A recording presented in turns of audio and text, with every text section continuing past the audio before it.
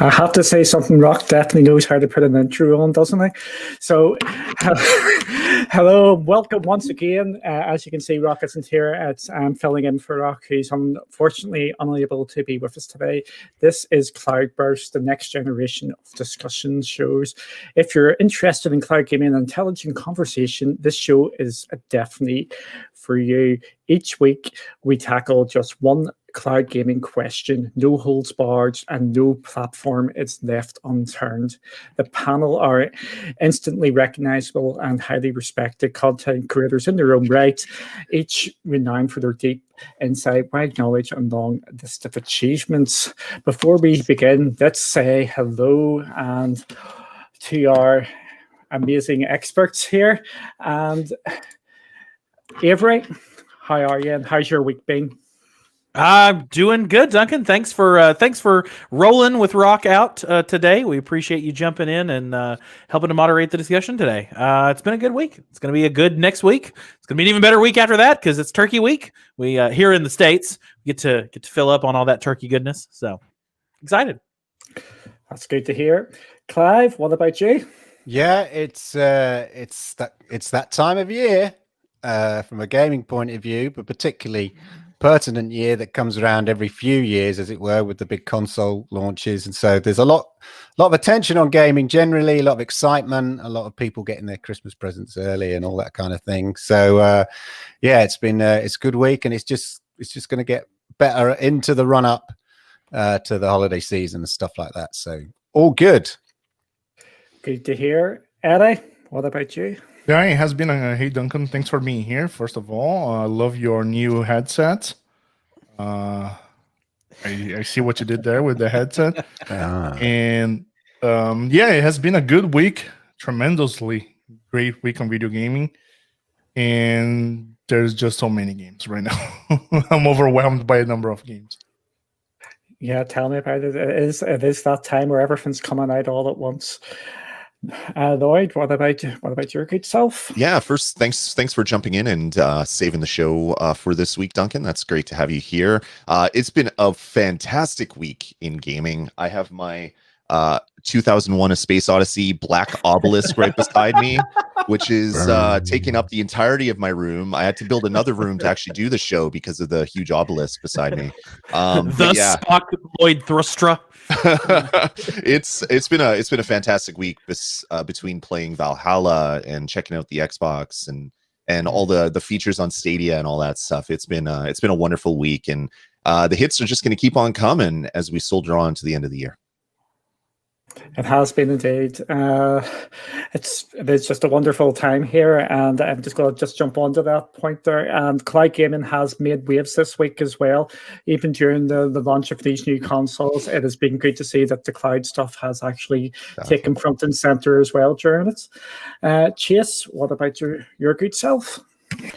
As everyone has said, Duncan, thank you so much for being here this week and stepping in for Rokk and supporting the show. It means a lot. And as far as my week has been, it's been a mix of emotions and then also gaming. So emotions on the side of I have a roof leak, which is not great. So I was dealing with that for the better part of the week and part of today. But the thing that saved it was it's always gaming, right? Gaming always ends up coming back and helping you kind of escape reality, the reality that you tend to be in. And I have to say, coming back to the Xbox ecosystem has been extremely interesting. I'm heavily surprised and pleased by the experience I've had this week with the Series S. So I have the little brother to the big brother that Lloyd has. But it's a great console. And I actually played some Stadia this week as well. I played some pub and I actually played a little bit of SteamWorld. So I've kind of been in a couple places this week. So. It's good to hear as well. Like you're enjoying your gaming, but not so good about the leak in your roof. But it never rains in Florida, so you don't have to worry. Only 20 minutes every day, 365 days a year. But other than that, and then the hurricanes.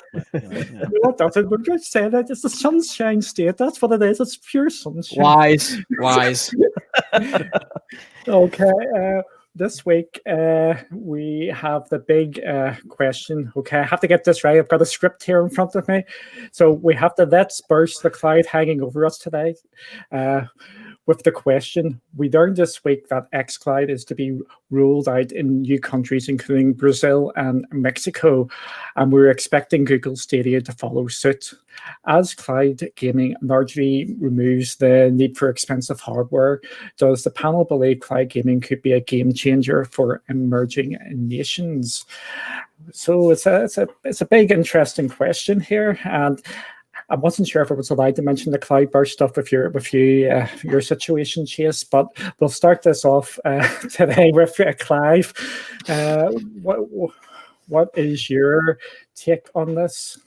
Well, I think clearly the industry sees it as the next big thing. They've seen what's happened to TV and film, and now the technology's in place. Look, the technology is in place for cloud gaming to exist, and it works. We know it works. Works on GeForce Now. It works particularly well on Stadia, and it works okay on xCloud and stuff. So the tech works. We know that, and so this is the next frontier, and that's why Google are investing heavily in it. Amazon investing heavily in it, and Microsoft are full on investing and going down that route because they've seen that those who get in early enough and to dominate that market are the ones that will succeed in the same way that Netflix has demonstrated in terms of SVOD and things like that, and video on demand and things like that. So that's one thing. It's not just us who are keen gamers and play these things that can see it. These are massive corporations with futurists and strategists at their kind of core, thinking, where's our next profit margin? Where's our growth? Because you can't just rely on the same. Consoles have a finite amount of sales, and whilst it will give you your profit, it won't necessarily give you additional growth, and that's the main thing. So they're all looking for where the new market is, and what we are seeing is a convergence of two things. We are seeing a convergence of particularly mobile technology increasing in terms of its bandwidth and its global reach. So, for instance, India have invested heavily in 4G, and no doubt will be investing the same in sort of 5G and stuff. And they've sort of they missed out early on the broadband kind of technology to a certain degree, but in a way it doesn't matter. They've kind of jumped over that gap and gone down the route of sort of 4G and 5G. And I think you'll see that in more and more countries. The second thing is there's been a massive appetite for, people playing games on their mobile. And at the moment, we always, and I've mentioned this before, I think last week, we always describe them as mobile games, but they're just games. The reason we consider them mobile games are because they're limited to the power of your mobile phone.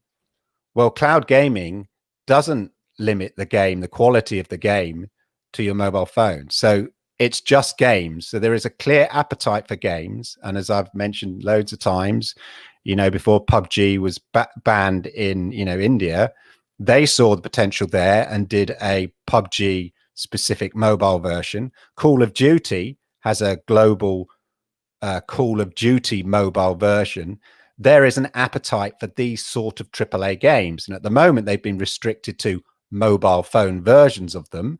And there are, they were 50 million plus PUBG mobile players in India alone. But what cloud gaming allows you to do is to deliver a wider range of games. So those big AAA games on that platform that everybody around the world has, where previously you were limited to only being able to deliver those games to people who had, gaming PCs or the consoles, and they weren't particularly prevalent in massive markets like India.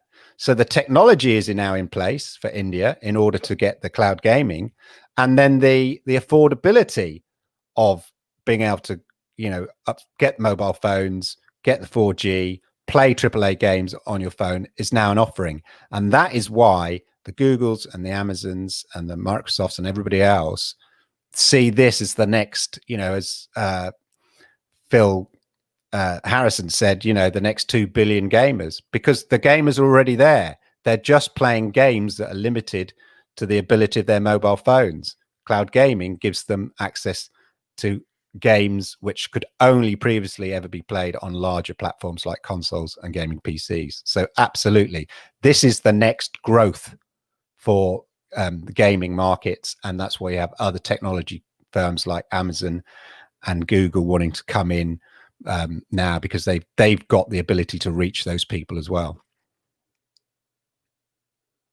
Thank you, Clive. Just to mix this up a bit, we'll go over Chase next. Chase, what's your thoughts on this today? No, I mean, what Clive said is spot on. I think the thing that we, I don't remember if it was last episode or our pilot episode that we talked about this, but this is the big thing when we talk about these topics, specifically about where is cloud gaming going to go in the next five years at minimum, right? And you have to, I think, break up the conversation. There's North America and Europe, which is a completely different focus, because you're dealing with, again, a mindset that's very much been stuck in dedicated devices, versus what Clive was alluding to. You're dealing with the rest of these countries across the world that are in these emerging markets, that they've grown up on mobile devices. That is their PC. That is the way that they choose to play games. So the way that you reach those customers is by what? You offer a solution that doesn't require them to have to go into a larger cost towards a piece of hardware. So cloud in these emerging markets is going to be, it's going to take off. And because of that, competition is going to explode. I mean, you're going to see, Lloyd alluded to this last week. Eddie talked about this. Clive did. Avery did as well. And so did Rokk, that we're going to see all of these different players come into this space that we've never even heard of. There's going to be companies that we're just like, who is this? Where did they come from? And it's just because, again, the whole focus is going to be, how can we come in, to Clive's point, and get a little bit of the mind share and a little bit of money, because it's all going to come down to dollars and cents. That's what all companies do. They want to focus on how they can make the most money. And then for players, it's going to remove the barrier to entry piece. So you're going to see more folks focus and go towards these options, because they don't have to worry about having 5, 6, 7 boxes in their house. All they got to worry about is 3, 4, 5 applications that take up 300, 400 megabytes on your phone. And everything, heavy lifting wise is done on a server. So it's going to do just fine. The numbers are there. The dollar signs are there. We've seen reports. We've seen data points that say, basically where the trajectory is going to go in the next 3 to 5 years. It's hundreds of millions of dollars, even moving into billions of dollars that we're seeing potentially coming on board. And this is in the short term, panel and Duncan. It's not like this is something that is 10 years out. We all thought, me included last year, that we wouldn't see anything happen for 7 to 8 years. We're already seeing these moves with the money happen quickly. And it's ramping up. So xCloud, they're being smart. You mentioned xCloud, Duncan, about how they've gone into South Korea. They've partnered with SK Telecom. They're trying to get in now over within Japan. And you're going to see these companies start making these space race moves, right? They're all going to start trying to go into the market that this one was in, and now this one, because it's going to all come down to competition and how can they get, again, a little bit of mind share. Thank you, Chase. Lloyd? Yeah, it's interesting. We touched on this, I think it was last week, where we were talking about emerging markets a little bit, and how the mobile phone really is the way that they consume everything, whether it's TV, music, gaming, communication, all that. So we already touched on that a bit, so let's get a little bit more into it. Like, the game industry has always been focused around brick and mortar stores. Like, you have to go to a brick and mortar store, you have to buy the game, you always have these huge displays, and the publishers and the platform holders are always trying to get mind share by coming out with new and inventive ways to do end caps, because the whole industry revolved around brick and mortar stores. Well, let's take India, for example. If you're in a smaller village, you might not have a Walmart sitting there that you can go and buy your video games, but you definitely have a 4G or 5G cellular network that you can jump on. In prepping for this, I looked a little bit for numbers, and they're saying that in 2019, over 73% of the total traffic on the web traffic, so everything that's done on the internet, on the World Wide Web, was done on a mobile phone in India. So they're already seeing these huge growths in emerging markets. And if you want to sell games and you don't have a brick and mortar store, cloud gaming immediately becomes super attractive, because you don't have to have the iOS or Android app store and only have those games, but you can offer these consumers the exact same games that people are playing on their Xbox Series or their PlayStation 5 or Stadia or whatever the service is, on their phones. And if that is their primary connecting device to the internet, that's the place that they're going to be looking to play these games. So I fully think that in 5 years, in many emerging markets, maybe not India, but maybe other emerging markets, that the most games that are played, new release games, will be on some form of cloud streaming, because people don't want to just play the Candy Crushes and the poor mobile ports of, say, not Call of Duty, because that's a decent mobile port, but name a big brand and they come out with a mobile port or a mobile version which really isn't the same game. Consumers don't really want that experience for the most part. At least they don't in North America. What they want to play is what everybody else is playing, what they're seeing on Twitter and Facebook and all the social medias. People are playing Call of Duty or Assassin's Creed Valhalla or Watch Dogs, or you name a new franchise that's coming out. And if they can, with a couple clicks, play it on their phone, that is a very compelling use case for cloud streaming. And I fully expect cloud numbers to just explode in other parts of the world that maybe don't have a large chain gaming store, brick and mortar markets that we have here in North America and in Europe. So yeah, I fully expect cloud gaming to just explode in parts of the world that maybe just don't have access to the physical media, because you don't need physical media when cloud gaming is involved. Thanks, Lloyd. We're going to move on to Avery now. Avery, what's your pick? I kind of want to bridge off of what Lloyd was saying about the games themselves being important here.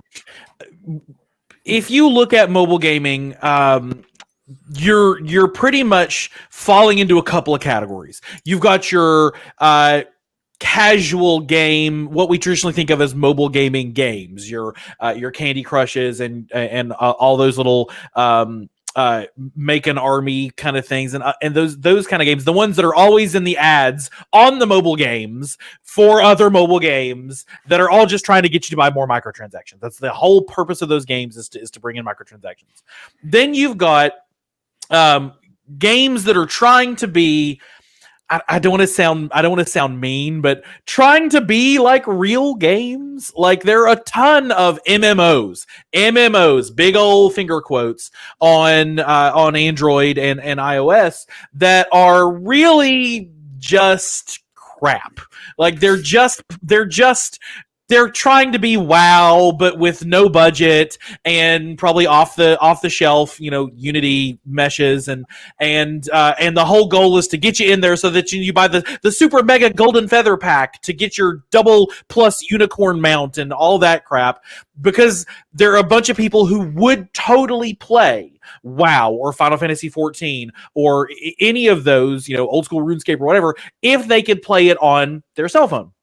So what cloud gaming does is it will give these emerging markets, and it will give communities, and it's not even just emerging markets, people in the United States and Canada and Europe who can't afford to get the monolith that's behind Lloyd at the moment, but would love to play real games that actually were produced by studios that have integrity, in some cases EA, and that have budgets and that have stories and art and music, and it's a real game that you would go into a GameStop and buy or wherever else. that can't, because they can't. Excuse me, I'm not getting choked up on this, I swear. They just can't play them, you guys, and I just wish that they could play these games, and they can't. But they're finally given the opportunity through cloud gaming. So I think we've said it before, and all of us individually have said it on our own shows, that cloud gaming is the democratization of gaming. It's the ability for anybody anywhere to play any game. And that is what I think is the true value of cloud gaming as a platform change to really bring real gaming to people who are desperate for real gaming. And it just cracks me up, you guys. I just want these people to play their Call of Duties and their stacks on stacks on stacks on stacks on stacks. You can go on to any. I can't anymore. Thank you for that very impassioned for real games. I think that was the chat buzz up there. The real games. I think we may have to come back to that a wee bit later. Eddie, onto yourself. So I had the opportunity to join a conference this week talking about video games, and basically everybody's trying to go mobile. Big publishers are trying to go mobile. Even Square Enix have a studio completely dedicated to make mobile games, and they learned that they continue making mobile games, but focus on what they calling right now the hyper casual. I even have some numbers here that I would like to mention that I got on that conference. On last year, 2019, and the gaming industry had a total profit of $152 billion, when mobile was 45% of that, consoles were 32% of that, and PC was 23% of that. So they were always trying to get to mobile, but it is hard for them to develop on mobile and adapt that develop for screen sizes, depending on iOS or Android. So in one of the shows of the conference, they said it was extremely important if they could deliver a solution to cloud, such as if you develop for Xbox, it's going to be available already on xCloud, so mobile players can play a single build. Stadia, same thing. Luna looks like it's going to be similar as PC. They do a build for PC. It's the same build for Luna that can be played everywhere. So developers were taking really advantage of that. And if they push this to every single game that they develop can be played on mobile, those emerging markets that are eager to play those games but doesn't afford the money, they definitely want to play that. Of course, there are people who are, as they mentioned as well on the conference, hyper casuals, which are, as Avery was saying, Candy Crush players or everything else. People who can jump on, okay, I have 5 minutes to spare, I can play something during 5 minutes.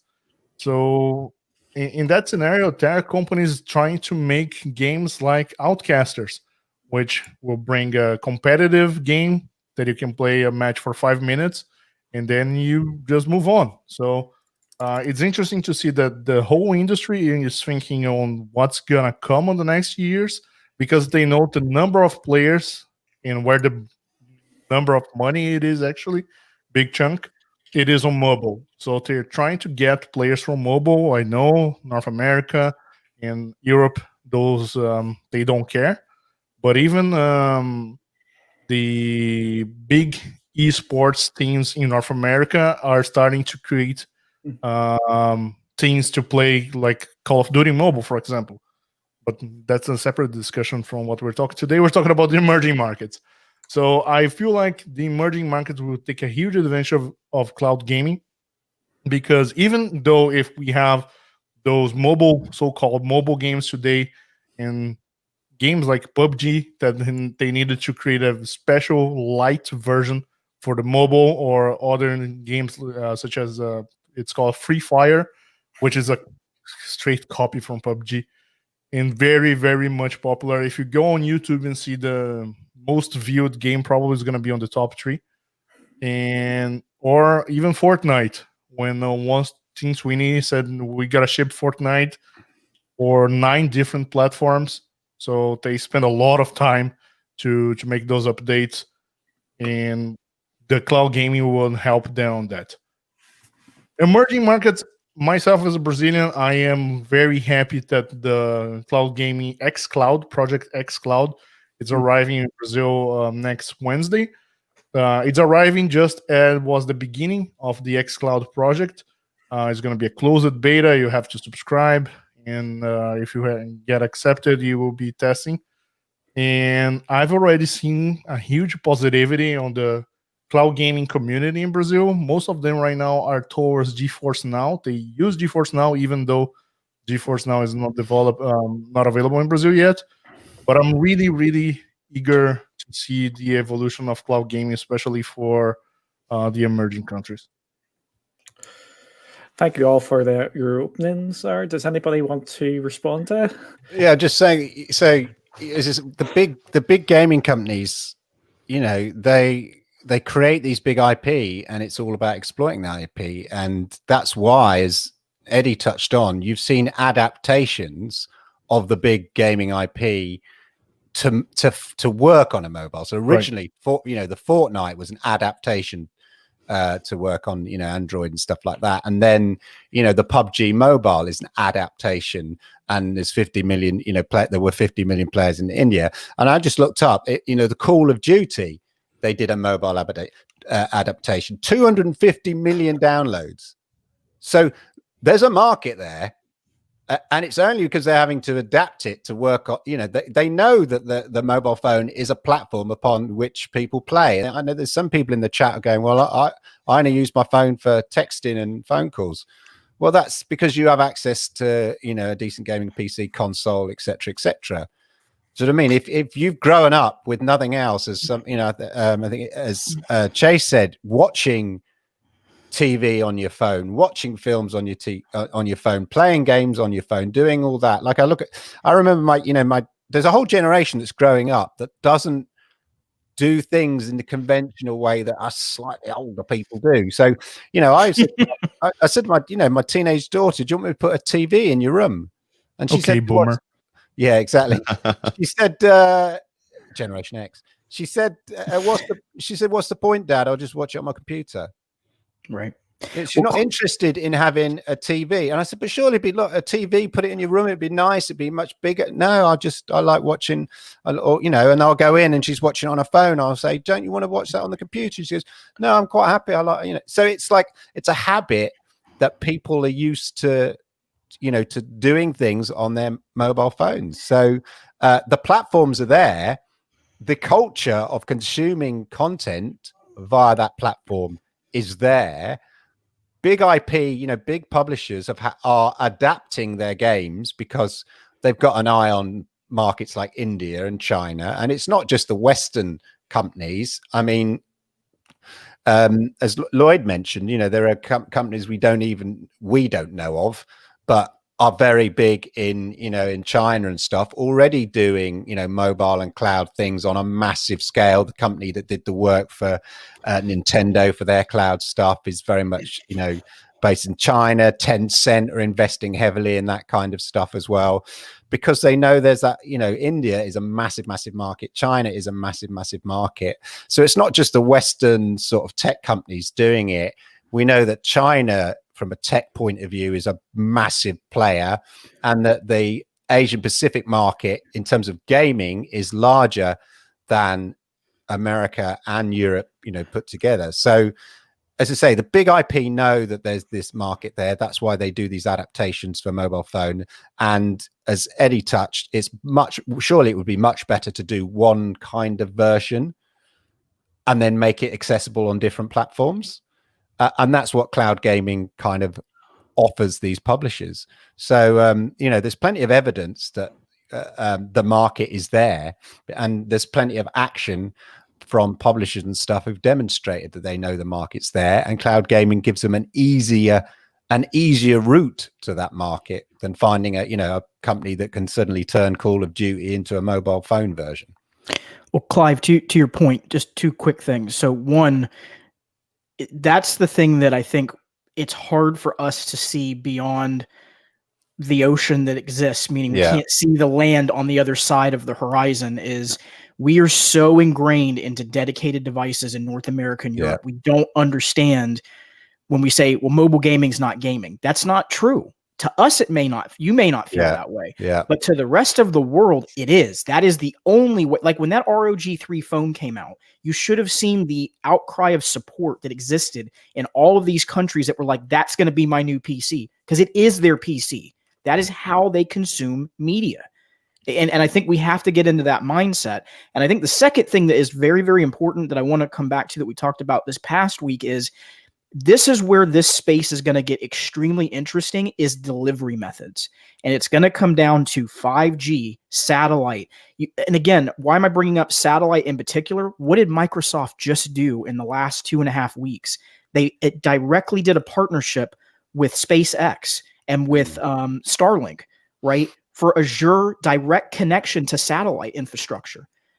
Folks, these are chess piece moves that are being set up in front of our very eyes right now to move towards getting to these places where the internet infrastructure isn't great. And once it's deployed, it's going to take off like wildfire. You won't be able to put it back and take it back to the place that we're at right now. It's going to just explode. It's true. So it's not just Microsoft. So I'm just also looking. So 5G is rolling out in India sort of over the next year or so, and Google have taken a 20% stake in one of the major 5G companies that are rolling out. So you're getting your Microsofts and your Googles investing in the infrastructure because they want these countries to have the infrastructure so that they could then sell and deliver their services, whether it be in game form or whatever. And if the market's not there, then you support the infrastructure for that market. And that's what Microsoft are doing with the Starlink thing, as they Google making investments in 5G companies, Tencent in India, Tencent making massive investments in companies in Asia Pacific and stuff like that, because they want to help and encourage the infrastructure so that they can then sell their services on top of it. And there's a genuine market, there for them to do that. So do you really have, sorry, Lloyd, you go ahead. No, you go for it. No, you go. I'm American, I'm supposed to say yes. Do you think then we're almost headed toward a two-pronged approach to this? You're going to have companies that make games that want cloud gaming to roll out so that they can sell games. And then you're going to have service providers like Amazon, Google, Microsoft, who want to promote the infrastructure that happens to make cloud gaming work. But that's really only such a small sliver of it. We talked a little bit about this last week as well. Amazon's not getting into gaming because they have this altruistic need to bring gaming to the masses. They're getting into gaming because it represents, number one, it's just more money for them. Number two, it's a chance to sell AWS to other people who want to do cloud gaming. And they have to prove it first, but then make it work elsewhere. Google did not do Stadia. I'm gonna burst all my Stadia friends and families. They didn't do Stadia because they really love gaming and they want us to play games. They did it because Google. I know, it's so mean. They did it because they want to make more money on YouTube. And one of the easiest ways to do that is to, number one, sharpen and refine the technology to make delivering you video that much faster and better. And number two, automatically build in a self-fulfilling mechanism for them to get more content on the platform without having to pay anybody for the privilege, which is what's going to happen when YouTube streaming rolls out. Amazon, same thing with Twitch. They want you to get those Twitch subs in. And if them making it easy for you to broadcast on Luna to Twitch gets more people doing Twitch, then there will just be more money. None of these are nonprofit companies. These are not churches trying to bestow upon us the blessings of games. It's all about the money. And there are billions with a B, if not trillions with a T, of dollars waiting for them in Russia and India and China and the Koreas. There's, well, primarily one Korea, but there's so much money there. And they're going to go for it because if it's Amazon and Google and Microsoft that do it, then they can also sell that startup working on new AI technology on Google Cloud Platform, or they can sell that startup trying to roll out a new payment processor to India on AWS. It's just money. It's always just money. And maybe to move away from emerging markets for a second and just talk about game development. When iOS became a thing and that was the App Store, we saw a race to the bottom. So games when they first came out, Super Monkey Ball came out, it was $10. A poker game from Apple came out, it was $10. That was the price for video games. I covered the App Store from its infancy on an old podcast I did called A Touch of Gaming, and we saw games coming out at $10, $10, and then a month later it's like $5. Oh, some are $7, but $5. And then next thing you know, everything ran down to 99 cents, and even those games weren't selling. So they saw that free with in-app purchases was the way to go. And I had to wonder, like looking at other parts of the world, if it was more attractive for free with in-app purchases, or if they just would want to buy the game, just looking at the dollar amounts, right? And what my hope is for emerging markets and us, because I'm greedy, even though I'm Canadian, I want to see less of these watered down Call of Duty. We'll use Call of Duty as a bad example. A Call of Duty game with, you give me 25 gems and you can have this gun skin or this new weapon. I don't want to have games like that. I want to be able to either pay for a service or pay for the game. And my hope for emerging markets and us is that cloud being easier to access with a lot of competition, with Luna and Apple coming out with theirs in the future if they do, and Google having their own and Microsoft having their own, that all the major players will say, okay, we want less in-app purchases. We want to have more games on our streaming service, and we want to sell it all you can eat for X number of dollars, or we want to sell you a game at a discount if you're in, say, India or China or whatever, and use the cloud streaming network as the way to get those games on the service. So there isn't a I don't know, I don't want to use bad words. So a bad version of a video game coming out for some people because they're playing on mobile phones, and a good version on all the other consoles because it's a full console release. I want to see that go away, and I just want to see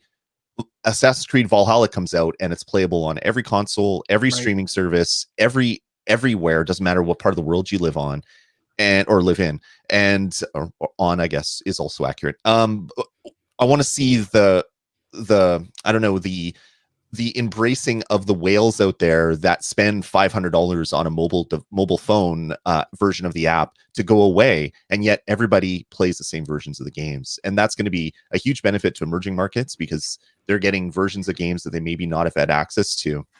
And then developers themselves don't have to deal with 18 versions of a game anymore, with Android versions and iOS versions and who knows what other mobile device is going to come out after that with that version of the game with in-app purchases. They can just focus on a core number of SKUs, the console versions, and a cloud version of SKU of that game, and not divert resources to making these weird free-to-play in-app purchases, whale-attracting versions of the game, and we can all play the same stuff. That's my hope for cloud gaming in the future. One thing Or that outsourcing them to cheaper companies. Sorry, Eddie. Yeah, exactly.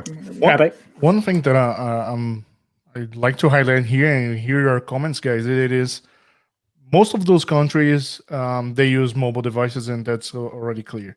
But there's a pretty significant chunk as well, of people who have access to a computer, but it's not a gaming computer, and they would like to play Valhalla, let's say, on a bigger screen. By having cloud gaming enabled on these countries, they will be able to play those games that they were always eager to play but couldn't with cloud gaming right now. Good show. Yeah. So there's just Chase. Yeah, there was something I wanted to just add though, and it's back to a point where we were talking about these companies buying into 5G and satellite. I want to just be for folks that are watching, because sometimes with business you don't know the inner workings of what's going on behind the scenes. I just want to make something really clear about one piece with that. just because you buy an ownership stake in a company does not mean you get to automatically use the infrastructure. And I think that's very important that folks understand that even like, let me give you an example. If you bought 5% into Burger King and you own a brand new broiler company, right? You can't just go drop the broilers into the Burger Kings. You have to go before the board of directors. There has to be what's called a use agreement in place. And that use agreement then allows you to deploy those into multiple locations. That's no different for what Google's doing because they've bought into Starlink. They have stock in Starlink. They have stock in 5G, as Clive was mentioning, but they can't just outright go and just use the infrastructure. They have to get approval. So you want to be really careful when you see these companies where they say, I bought into this. Until you see an official use agreement like what you saw Microsoft do with Azure and with Starlink, that is where they're then using the infrastructure. And I just wanted to make sure to put that out there because sometimes we can get confused in that and you might hear one thing versus another. And you don't want to, I just want the listeners that they know how that process is working behind the scenes. Yeah, those investments are there to help support to encourage the infrastructure in that company. It's to give it a little boost. And then let that little boost, it's like help light the fire, as it were, get the infrastructure going, and then let other companies come in, finish off that infrastructure. So it's just giving them a bit of support. And then once the infrastructure is in place, you've now got a market for your product.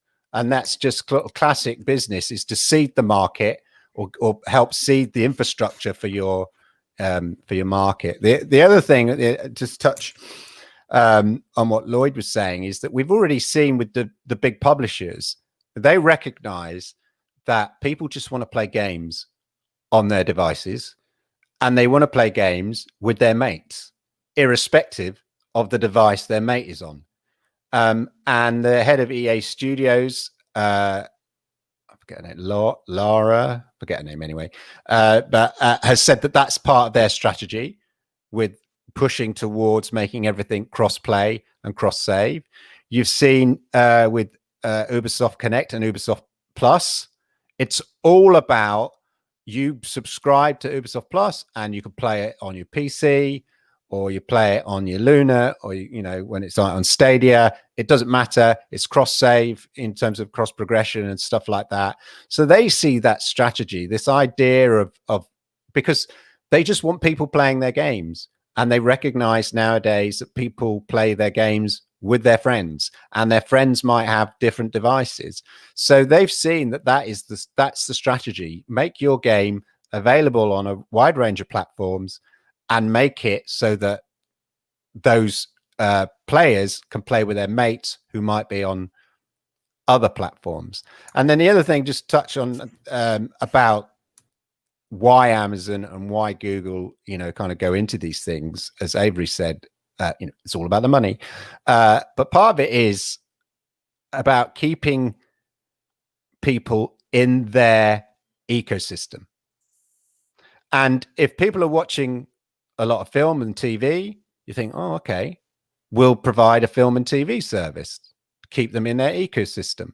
Oh, it seems there's a trend, the trend for playing games is increasing. We'll keep them in our ecosystem, which is why you're seeing these big anti-competitive lawsuits in the, you know, in the US and in Europe against companies like Google and stuff, because what they're saying is you've gone and created a scenario where people, it's really hard for people to leave your ecosystem. They want to watch a video, they go to YouTube. They want to do a search, they go to the search. And that's what it's all about. It's about keeping people in their ecosystem. And the head of Netflix last year said, you know, we're not competing necessarily with the likes of other TV companies or Hollywood. We're competing with Fortnite. And people are like, so it was Reed Hastings, the head of Netflix. And people are like, what do you mean you're competing with Fortnite?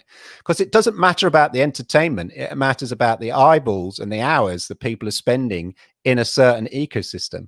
And so Netflix recognized that they are competing with other forms of entertainment and other ecosystems, not just TV and film, but gaming or in YouTube or whatever. So they have to say themselves, how do we get people into our ecosystem? And it's the same as to say with Amazon, they want people to stay in their ecosystem. Google want people to stay in their ecosystem. And if the trend is that a large percentage of leisure time is spent playing games, then you make sure you shore up that bit of the market for you and keep people within your ecosystem. Thanks. Well, it's not just it's not just their software and services ecosystem. It's their hardware ecosystem. Yeah. Something that Eddie sparked this in my brain, and then Clive gave me the perfect segue for it. Thank you. Their phone, for people whose phone might be their only device, that's one thing. But if you buy a Pixel phone, where were you able to play Stadia before anywhere else? Your Pixel phone. So they gave you an incentive to want to purchase that. What kind of computers are Google really pushing for you to be able to play Stadia on? Chromebooks, because they know that the Chromebook is cheap. You can buy a $199 Chromebook and play Doom Eternal on it in smooth, flawless 1080p gorgeousness. You can buy a $400 4K Samsung Chromebook and be able to play it flawlessly. So it's not just about getting you hooked into their services and software ecosystem, which is very much a part of it. But it's also the fact that when you're in an emerging market, you have a choice. Sometimes you're only going to be able to buy one device. And if you're a parent with kids, and the choice that you're having to make is, I can either buy a gaming device or I can buy a device for school. Everybody's remote school right now, and the number one selling educational device is the Chromebook. School districts and parents everywhere buy Chromebooks because it's cheap, it's easy, and you can just let your kids roll on it. So now the Chromebook is cheap and easy, and you can let your kids go for it to do their schoolwork and watch their YouTube videos and play AAA video games without having to buy a $500 console. And that's where these emerging markets, particularly in places where the amount of disposable income for luxury entertainment goods is going to be smaller than the amount of disposable income for household necessities, of which a simple computer might be considered one.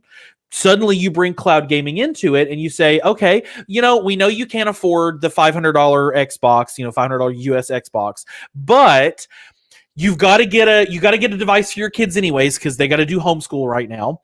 And this one also happens to be able to run Luna, or it happens to be able to run xCloud, or it happens to be able to run whatever else. Go for it, right? And all you need is a $20 controller off of Amazon, and now your kids can play the AAA games. That's going to be a big differentiator from the console market, because if you buy an Xbox, the only thing you can do on it is play Xbox games, and they have Netflix and stuff. But you're not buying an Xbox to do your homework. You might be buying your Xbox so you don't have to do your homework, but you're not buying it to do your homework. So the rise of that. I'll tell you one thing. I'm really surprised. I'm surprised we haven't seen the Amazon Fire Book yet.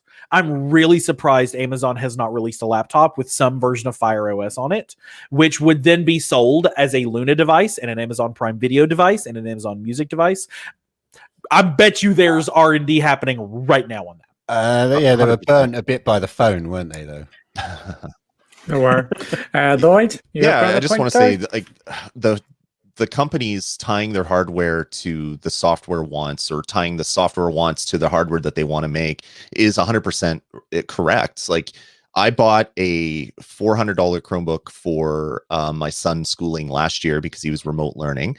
That was great. And I was looking, I need to get another one for my daughter now because she's going to be remote learning this year. And I'm like, well, I don't want to buy another $400 Chromebook. So saw a sale at Staples of all place. In Canada, I got a Chromebook for $139 and got it home. And what's the first offer that pops up? Hey, get 3 free months of Google Stadia for buying this device. And I'm like, this is amazing. Of course, I'd already used it on my son's, so I couldn't use the second one, but there it is. And that's exactly what they want to do. They want to sell hardware and they want to tie services to it. Apple's had kind of the monopoly of doing that forever because they make the hardware, make the software, make the services, make everything. And now a lot more companies are doing that.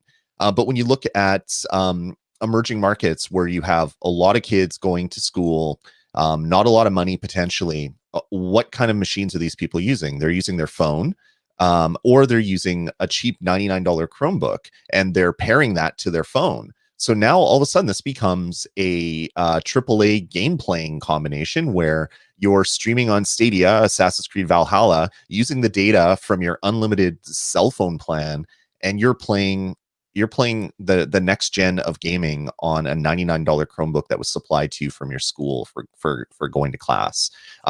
Pretty amazing future, and I think that's only going to continue going forward, where companies are coming out with more performant and cheaper devices for these other countries that aren't North America and Europe, say. They're going to be bringing as much power and functionality into these devices, and keeping the costs low, because they want these devices to be in use by everybody out in the communities out there. And if you can get cloud streaming on that, that's going to be fantastic for these people. Yep. There's so much I would want to bring up in this, because we haven't even touched on the Facebook. Could they be doing it the back doorway, because they're focusing on bringing mobile games in? And then we've got the section where we could be talking about, could this actually be a good thing for us Western gamers as well? Could these emerging markets are going to have to get games to suit their audience? Could we see brand new games and franchises being made specifically for these emerging markets, which could then be brought over to ourselves to play? There's just so much in this emerging market discussion which we could go into, but the time is absolutely flying, because I think we could sit here and discuss this for hours upon hours. So I think it might be an idea just to go on to our final thoughts. Eddie, do you want to kick us off there? So I'll kick us off with that comment, Duncan, from Facebook Gaming. I feel like Facebook Gaming, it's the place right now for the casuals or hyper casuals with the kind of game they provide over there. That cloud service right now for Facebook Gaming, I don't feel like a competitive, because those games that people already play on that, they can play on $200 smartphone, which is where the kind of smartphone that people in these emerging countries have. And they rather prefer download it and just play it locally, so they don't need to. They can be whatever they are and play those kind of hyper casual games. Now, I still looking forward to see how. Right now, Xbox is gonna be the first one to dip their toes on cloud gaming on an emerging country. And I'm curious to see how it's going to behave in terms of technology. Technology-wise, I'm meaning where they're going to put the servers. Specifically talking about Brazil. Brazil is a continental place, just as big as Canada or US. And I don't know how much they are willing to invest. And I'm curious to see how it's going to behave putting those servers closest as possible to the edge nodes in the technical jargon that we don't need to speak right now. We'll keep a look. Okay, thank you, Eddie. And Avery, what about yourself? Follow the money, folks. Follow the money. That's where all this is going. I'm gonna drop a little bomb on you for people who don't already know this. King, the game maker that makes Candy Crush Saga, Bubble Witch Saga, all those things that are so huge. You know who their parent company is? Activision Blizzard. It's all about the money. So they're going to find it in downloadable games. They're going to find it in AAA games. They're going to find it in streaming, wherever they can find it. And if there is a market that does not have 1 billion players already playing, they're going to find it. So follow the money. And I guarantee you, it's the rising tide that lifts all boats. The better things work over there, the better they're going to work over here too. Yep. And Lloyd? Yeah, just I'm as always, I like to think about the future and plan out where the next 5 years are. But like most things in technology, it's impossible to really go past 5 years because there's new technology that comes out that kind of knocks everything over, and you have to reset it up and then think 5 years from that point. But I do honestly think that the internet being what it is and emerging markets having consumers that are basically just consuming content based on their phones and some of their phones even have FM transmitters in them, which they're not using anymore because they're listening to podcasts and streaming audio. Gaming is going to be huge in these markets, and I can't wait to see who the winner is to get there first and really push the envelope, because then that's going to generate so much competition, which we're going to benefit from in markets that we're used to video games and buying new consoles and everything like that. It's going to be a fantastic thing to see over the next 5+ years.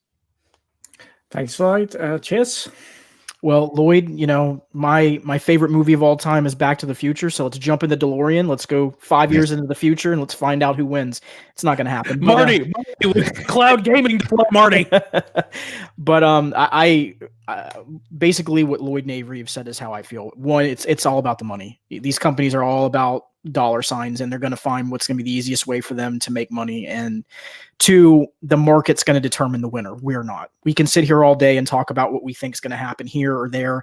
Consumers will decide, and whoever wins will win. And guess what, folks? This is a reality that you have to kind of set yourself to understand going forward. Is companies that have the best performance don't always win. Sometimes it's the company that has the better message.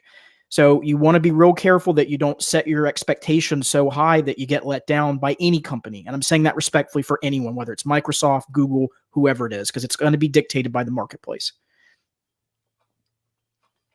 Thank you, Chase. And Clive?